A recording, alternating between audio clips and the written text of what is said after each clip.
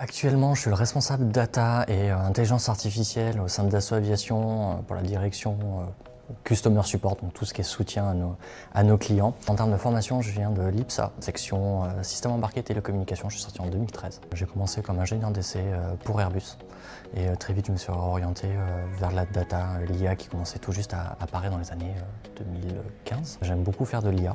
J'aime toujours les avions.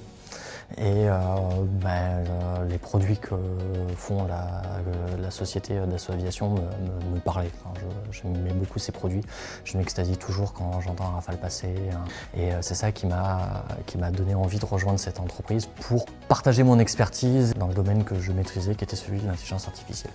Pour l'instant, elle est très embryonnaire, surtout quand les gens, quand on parlait d'IA dans l'aéronautique, ont tout de suite pensé IA embarquée, IA dans l'avion.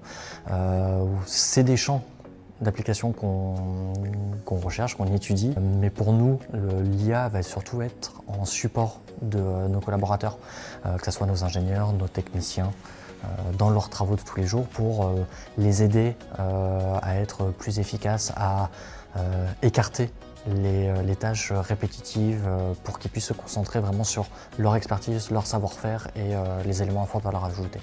Ça va être des nouvelles méthodes, des nouveaux outils qui vont nous permettre de traiter des nouveaux challenges qu'on n'avait pas par ailleurs.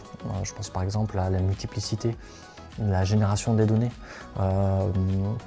On génère beaucoup plus de données informatiques maintenant qu'il y a 10 ans.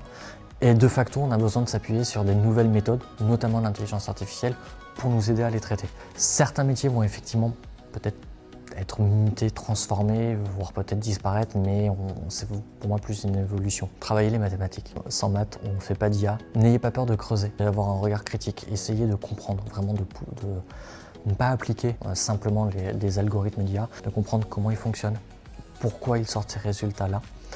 Parce que c'est en les étudiant, en les décortiquant, qu'on comprendra vraiment leur mécanisme interne et qu'on pourra les paramétrer au plus juste du besoin de l'utilisateur. Faites ce qui vous plaît et ne cherchez pas forcément à vouloir optimiser un parcours de carrière. Quelqu'un qui fait son métier sincèrement parce qu'il l'aime, ça se sent, c'est agréable au quotidien et c'est là où on développe vraiment son plein potentiel.